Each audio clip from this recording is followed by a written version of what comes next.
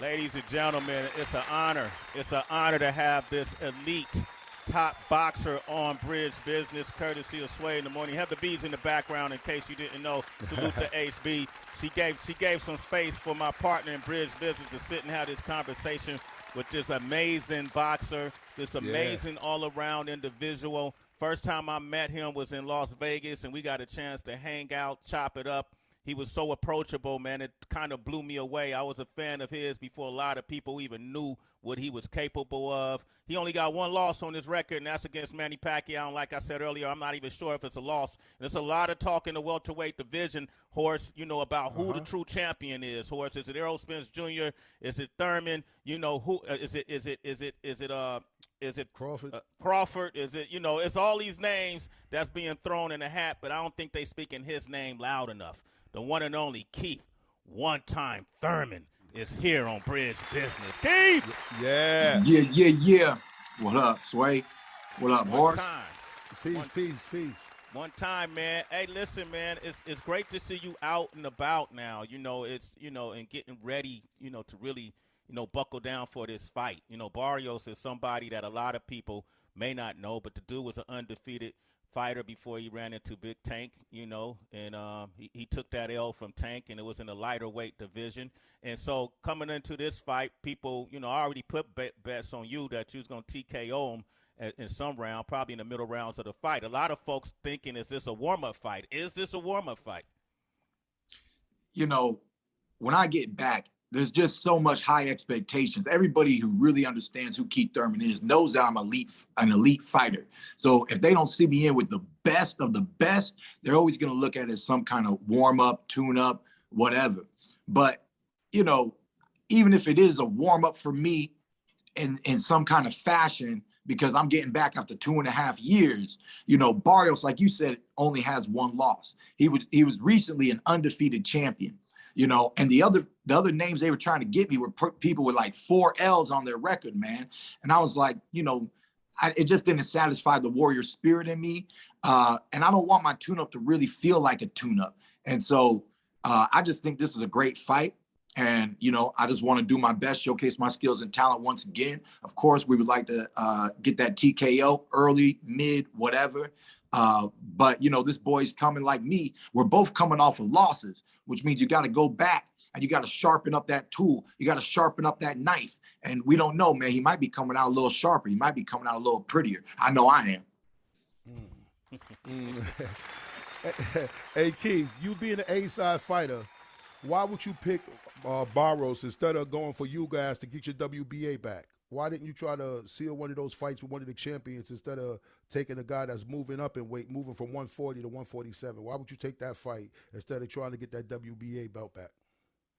Well, first off, we take the things that are on the table. And like I said, man, none of the champions were on the table after a 2.5-year layoff. We got to get some momentum. We got to remind the people who Keith Thurman is, what he brings to the table. Of course, that last fight, when I was last here in Vegas, right now we're at Mandalay Bay. We were at MGM Grand. It was Pacquiao. It was electric. It was a night that I will never forget, okay?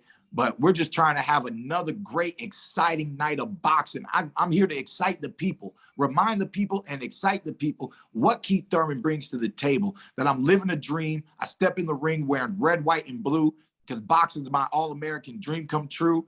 And I'm just trying to represent for my team, for my people, for my city back at home, everybody who's going to be tuning in and just bring excitement back to the welterweight division, man. There's great fights out there. But you put Thurman in the mix, and I believe I make it better, man. I don't know if it's that Southern blood in me, but I bring some sugar, some spice, and everything nice to the ring. Ooh, you heard him. You heard him. He got bars. We're going to have to come spit some bars on Sway in the morning. Hey, man, I want to say after the Garcia fight, if I'm not mistaken, in about the time you started dating your now wife, we start seeing you go through a personal transformation. I saw you traveling the world. It seemed like I don't know if you started practicing different philosophy on life. It just seemed like you became a more centered person.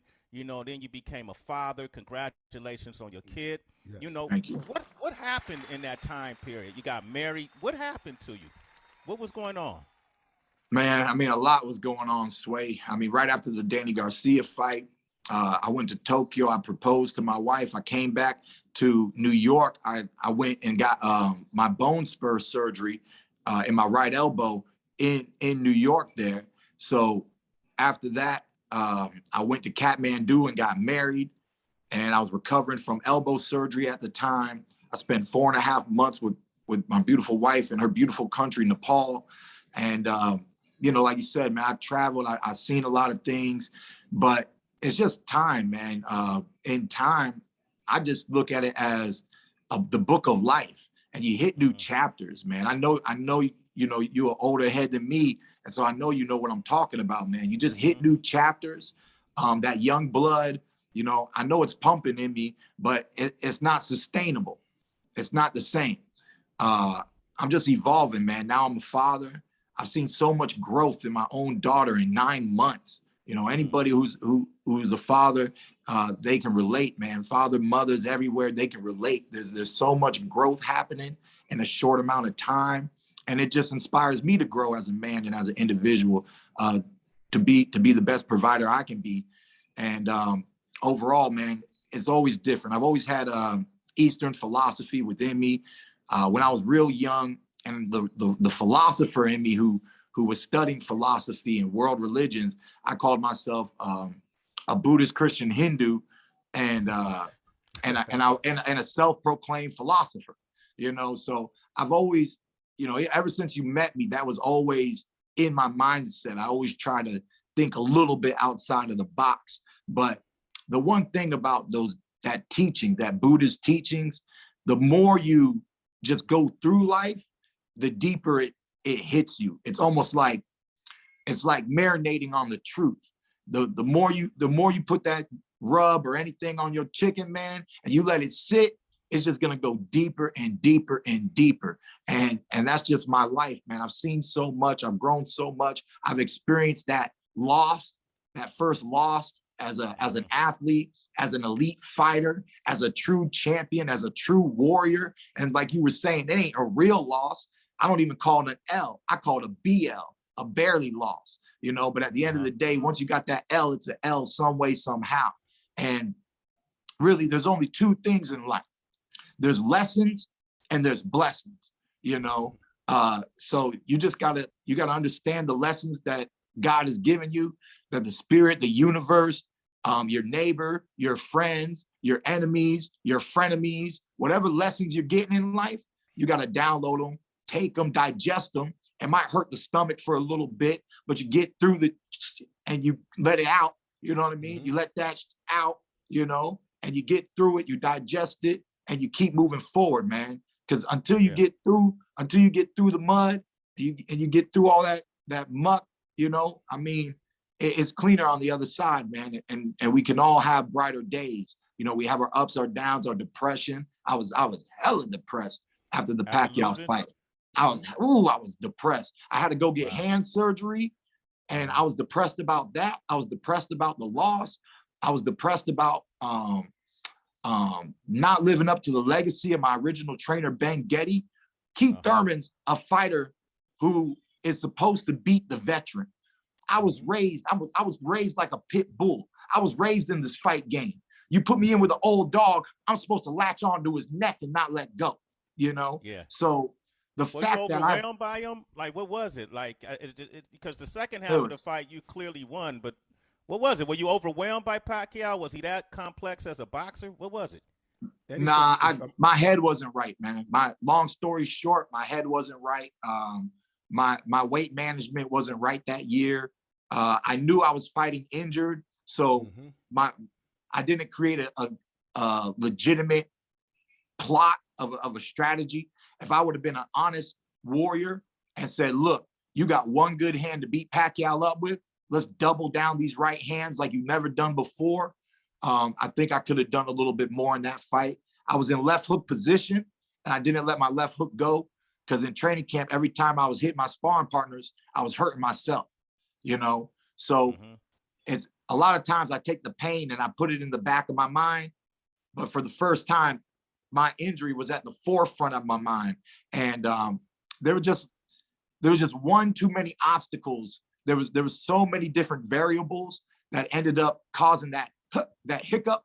But at the end of the day, man, I'm growing from all those minor mistakes that I made back in 2019. I'm looking forward to getting back on the ball.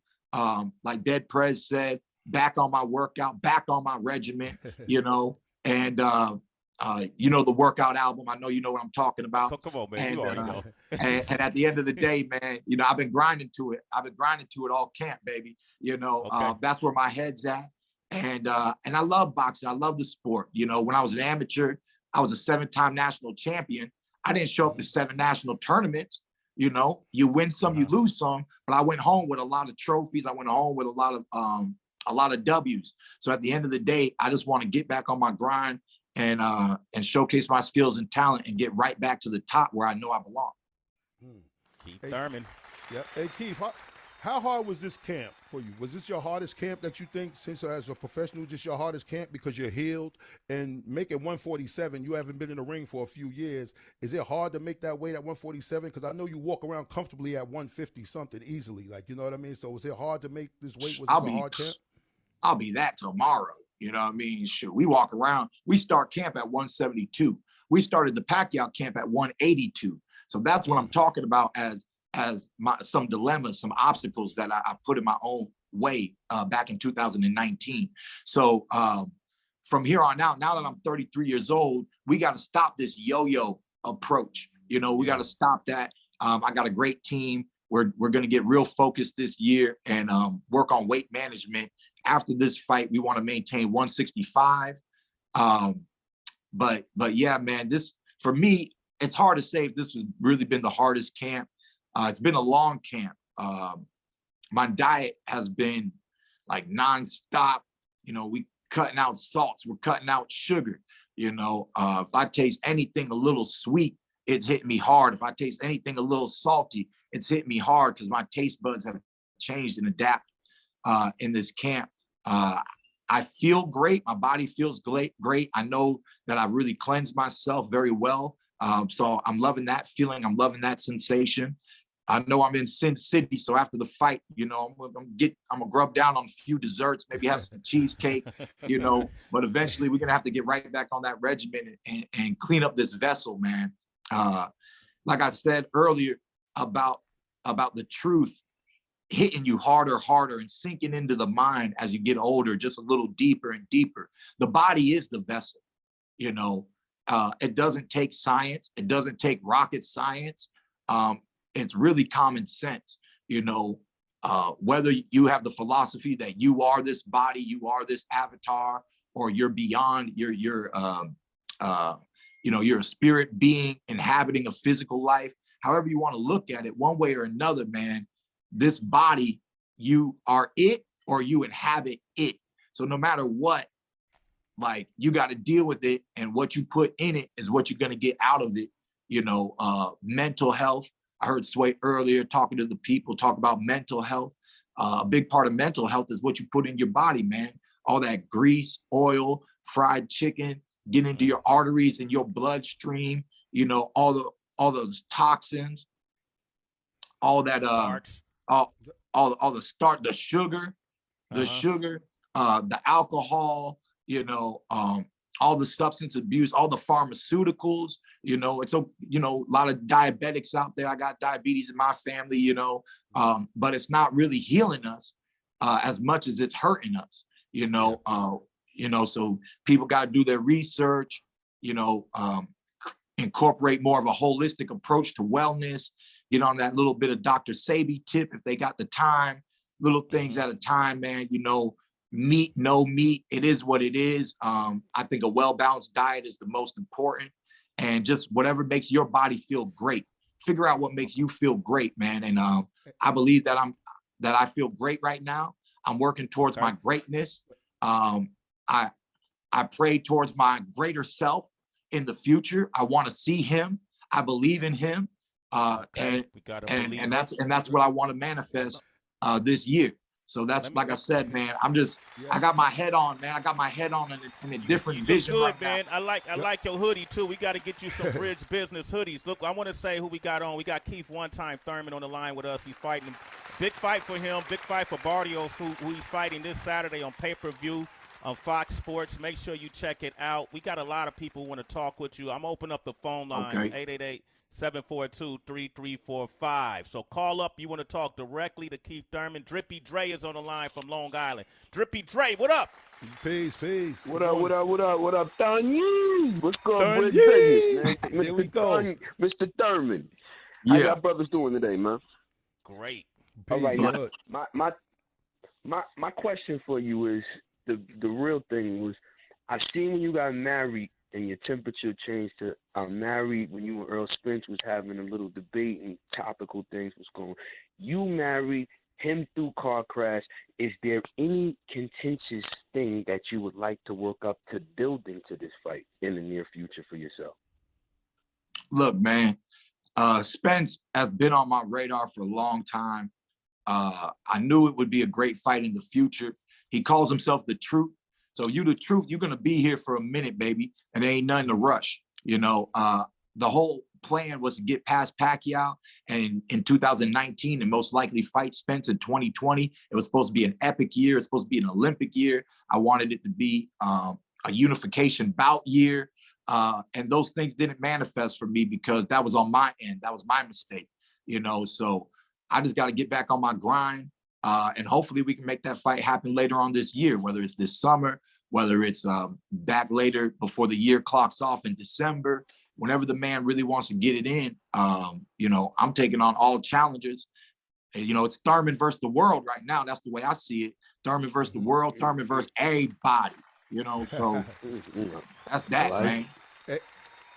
Hey, Keith, you have a lot of fighters that's coming at you, man, from 140 pounds, and they moving up to 147, and their first stop is at Keith Thurman. I heard Josh Taylor mention about moving up. Tank Davis talk about moving up, and their first fight is, you know, they want to fight Keith Thurman. Do you feel like you're the gatekeeper now at 147? So if you get past Keith Thurman, you next up in line? I mean, it ain't as much as a gatekeeper as just being Keith Thurman.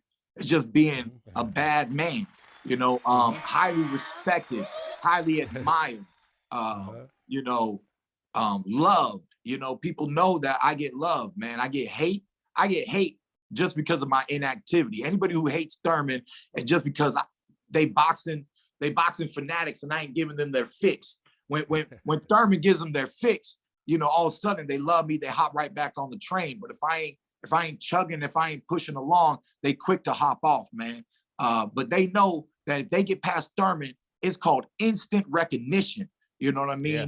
So they see the badges, they see the stripes, they know what I walk around with, and they want to be able to claim that they got through a fighter like me, so that they can call out whoever's next on their radar in the welterweight division and have validity in it.